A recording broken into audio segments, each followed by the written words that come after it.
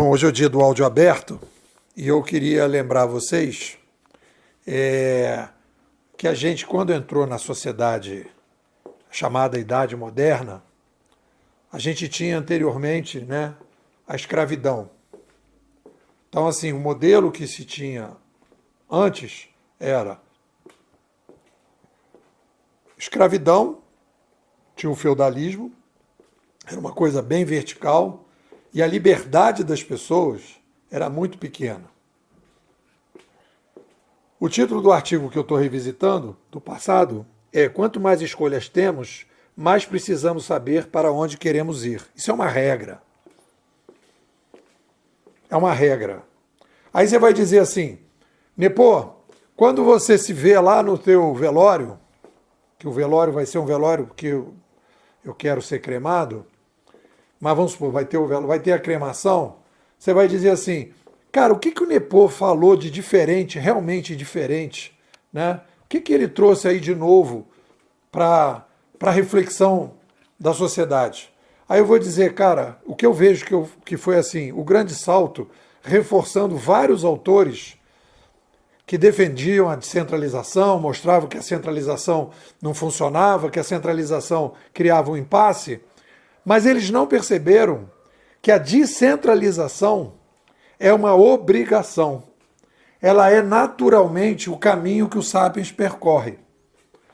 A descentralização. Aí você vai perguntar como, Nepô? Porque, olha só, como é que as coisas se dão no tempo? Você pode ter uma forçação de barra numa determinada situação, numa determinada região, num determinado país, uma forçação de barra para você segurar determinado tipo de ambiente, de topologia mais centralizada. Você pode fazer isso? Pode. Agora, o problema que acontece é que ela não tem sustentação no longo prazo. Por quê? Nós somos uma espécie que aumenta a população. Somos uma tecnoespécie criativa, nós não temos instinto, nós temos a criatividade, a gente não é instintivo, a gente é reflexivo.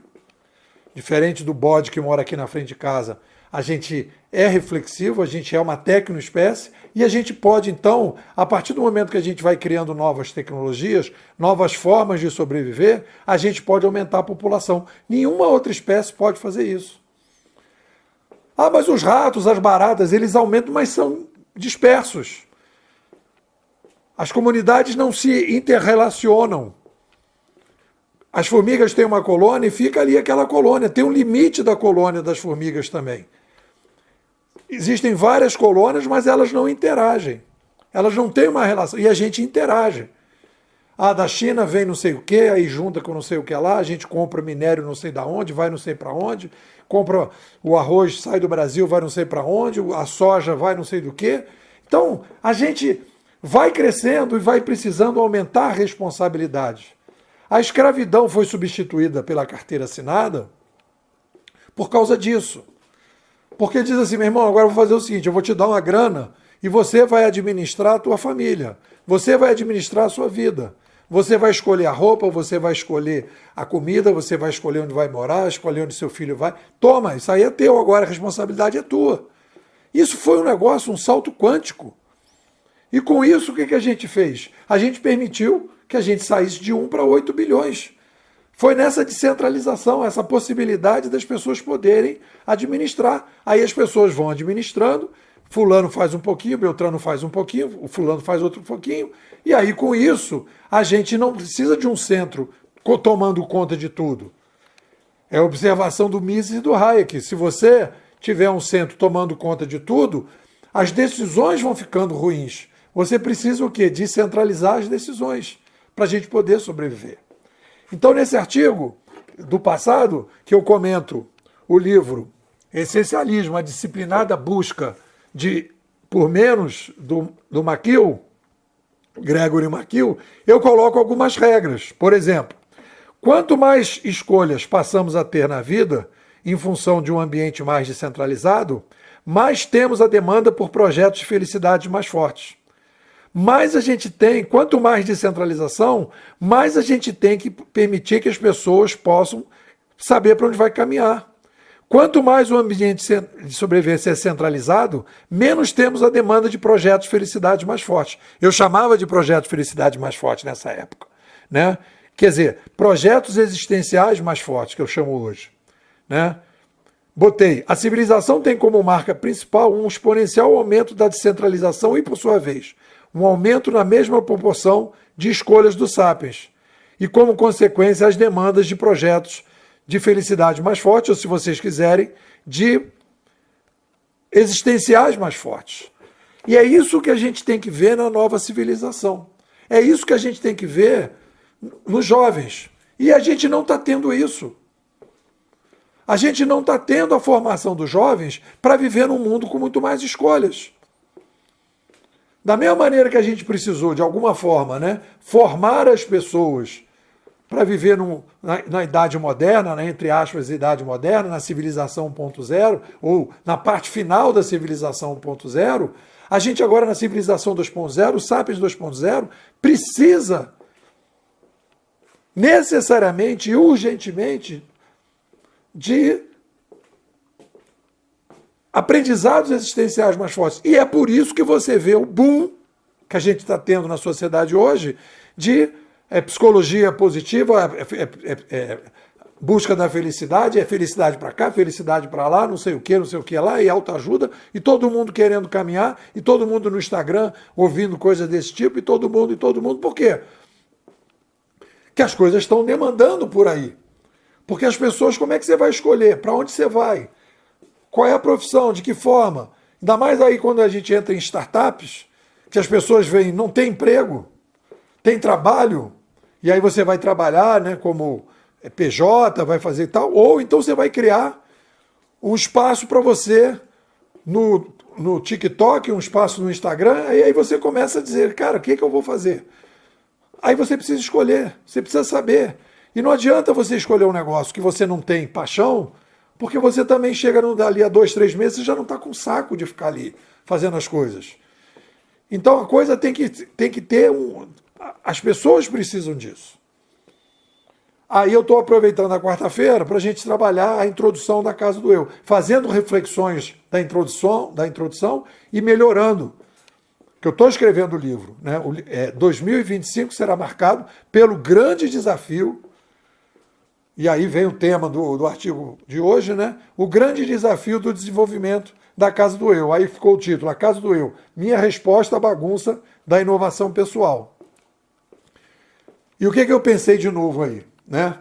Já refletindo sobre aquela questão. Isso, pô, na boa, qual é a praticidade, a operacionalidade dessa Casa do Eu? Aí eu fiquei pensando, né? Eu estou agora, quando vou caminhar sozinho, eu boto música. Estou voltando a ouvir música. Quando não tem nenhum artigo para conversar com a Silvinha, eu boto música. Aí estava ouvindo música, etc. Papá estava tocando um tango. Eu falei, cara, olha aí uma boa metáfora para a gente falar da Casa do Eu. O tango, quando o cara desenvolve lá uma música do tango, tem uma base que foi desenvolvida que as pessoas chamam aquilo de tango. Tem um ritmo, tem um jeito de fazer as coisas que as pessoas chamam de tango. A mesma coisa a bossa nova. A bossa nova tem uma base. Em cima daquela base, as pessoas começaram a procurar desenvolver músicas em cima de uma base que foi estruturada. Então, existe uma espécie assim de piloto, né? Uma espécie de DNA, que a partir daquele DNA foi desenvolvido uma série de outras coisas em cima do DNA. E o que a gente tem? A gente tem hoje um DNA, quando a gente fala de melhoria existencial, um DNA fraco, disperso, confuso. A psicologia, confusa, porque fica tudo misturado, a medicina também, confusa, está tudo misturado, está tudo embolado. Porque a filosofia é uma coisa e a psicologia é outra, e aí você não sabe o que pega de um, o que pega de outro. Aí o médico chega lá e diz assim, meu irmão, você tem que fazer uma reeducação alimentar, mas o cara tem uma vida horrorosa, aí ele tem que fazer uma terapia, mas aí a terapia não tem... Cara, vamos organizar isso. A gente precisa organizar isso, a gente precisa desenvolver o tango. A Casa do Eu é uma espécie de tango. Olha, vamos criar uma nova música, essa aqui, ó, tango, em que a gente vai, dentro da Casa do Eu, organizar todas as conversas de um jeito diferente para a gente poder ter vidas melhores. É como se fosse uma exposição. Olha, a gente tem aqui uma exposição, tá? O que vem primeiro, segundo? Olha, a gente vai agora dar um curso de inovação pessoal para os alunos lá e os professores do Flecha, que é dono do ônibus, faz parte da escola. Como é que vai fazer isso? Como é que a gente começa? Né? O que é importante de início? Para a gente ir quebrando os paradigmas que estão atrapalhando as pessoas. Como é que a gente faz essa história? E aí então vem essa conversa da Casa do Eu. Aí eu coloco aqui que a criação da bimodais, e isso é um fenômeno renascentista, a gente está vivendo uma renascença, a renascença e os renascentistas aparecem para poder reorganizar a sociedade baseada na nova mídia. A nova mídia cria uma nova civilização e você vai ver ali na Grécia o renascimento e o surgimento do que se chamou filosofia. O que era a filosofia? O que é a base da filosofia? A filosofia é o amor à reflexão. O amor a uma vida mais reflexiva. Que aí o pessoal diz amor à sabedoria, né? É o amor à reflexão. O amor à capacidade da gente refletir, da gente pensar melhor sobre a nossa existência.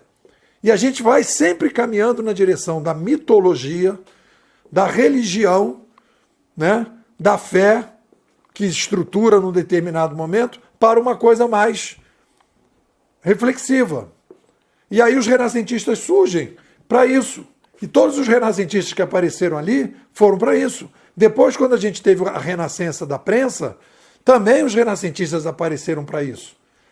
Para poder sair das mitologias, organizar as coisas e poder organizar melhor o processo. Aí tem os renascentistas, tem lá o Descartes, quando ele faz o discurso do método, ele vai organizar aquilo tudo, né? O Bacon e o Spinoza, eles vão tentando organizar, ele vai gerar, né? O Spinoza vai falar do Deus da natureza, ele vai sair do Deus baseado no mito, né? na fé, para um Deus da natureza. Então ele vai procurar resgatar algumas coisas do passado e trazer algumas coisas para frente. E a gente está vivendo uma renascença. E a Casa do Eu faz parte desse movimento renascentista, pegando uma série de coisas que estão aí, né, do passado, de várias correntes, juntando tudo e colocando isso para organizar essa vida melhor. Esse é o desafio que a gente está colocando, né? Aí eu coloquei, né, que a gente precisou caminhar aqui na Bimodais, tentar entender o digital, e depois de várias tentativas, antropologia da sobrevivência, antropologia cognitiva, antropologia da sobrevivência, futurismo competitivo, a gente chegou na ciência da inovação. E aí a ciência da inovação explicou o digital através da Civilização 2.0, foi o livro de 2023. E depois da inovação da Civilização 2.0, veio o livro Sapiens 2.0, que é o que acontece no Sapiens com a chegada do digital. E agora a gente fala, bom, vamos aprofundar ainda mais, né? Não adianta falar, o Sapiens vai ser mais responsável, vai ser mais isso, tá? Tudo bem. Esse é o desafio. Mas como? Essa que é a questão que está colocada aqui agora. Como eu faço para que eu possa dar ferramentas para o Sapiens para ele pegar os desafios? E aí a gente entrou, então, na Casa do Eu. É um trabalho da inovação pessoal. Na mesma maneira que eu fiz na Administração 3.0, eu criei uma metodologia no livro Administração 3.0, que eu diz, olha, cria uma área separada, uma área fica cuidando da gestão e a outra da curadoria, essa área separada tem que ser assim. Aquilo era uma metodologia. Quantas empresas adotaram aquilo? Nenhuma. Pô, aquilo não serve para nada porque nenhuma empresa adotou. Eu falei, cara, às vezes a gente está à frente, né? De alguma forma está se fazendo isso, né? Porque a empresa não cria e a startup do lado de fora cria. Então, na verdade, já está se criando o motor 2. Só que o motor 2 não é nunca da empresa e as startups vão tomando o lugar das empresas que deviam ter feito o que a gente sugeriu naquela época, que é ambientes mais curadores, mais descentralizados. Então aí a gente criou tudo isso e aí a gente, quando chega e aí eu falo aqui nesse livro que é importante, a gente vem com uma abordagem da inovação pessoal, bimodal, inspirado no Henri Lakatos, que ele vai dizer para a gente o quê? Que a ciência não é uma coisa assim das verdades, os cientistas falaram a verdade é essa. A ciência não é isso. A ciência é um ambiente de diálogo disputando as melhores verdades na sociedade. E as melhores verdades que permanecem no tempo, que explicam e ajudam a gente a lidar melhor com os fenômenos, elas ficam no tempo. É essa que a gente aprende, né? O que a gente aprende com a história é o seguinte: tudo que é bom, tudo que faz bem para os sapiens, tende com o tempo ir ficando. E aquelas coisas que não são adequadas, elas vão perdendo espaço. Por mais que as pessoas resistam, por mais que as pessoas insistam, se o cara tem uma operação de vesícula que faz 3 buracos, ele não vai abrir a barriga, porque com 3 buracos no dia seguinte ele está saindo. E quando ele abre a barriga é uma semana. O gasto é muito maior. Então, cara, 3 buraquinhos, passa a ser o padrão da vesícula.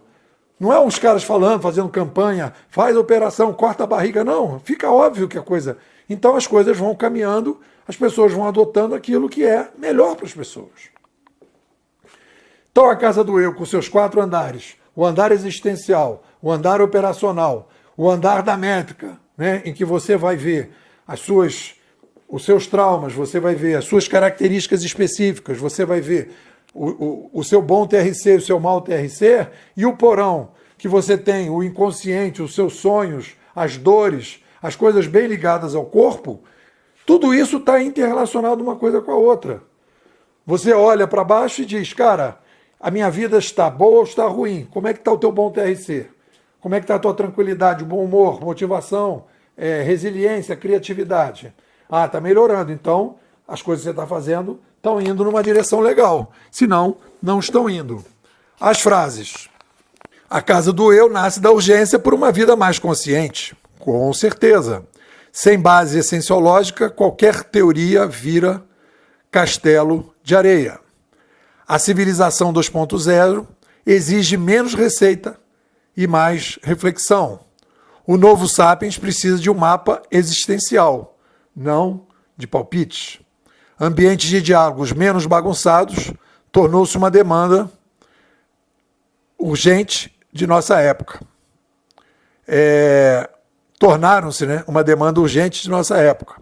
A Casa do Eu transforma o achismo existencial em arquitetura conceitual para a vida mais longas e singulares. Eu diria mais longas, melhores e singulares. E a frase que abre o nosso artigo é do Michael Porter, que diz: estratégia é fazer escolhas, é abrir mão, é escolher deliberadamente ser diferente. Repito, estratégia é fazer escolhas, é abrir mão, é escolher deliberadamente ser diferente. É isso. O que vocês dizem? Pessoal, estamos começando aí a 14ª imersão, fechando 7 anos de escola, ano que vem entrando no 8º ano, e aí eu vou dizer uma coisa para vocês.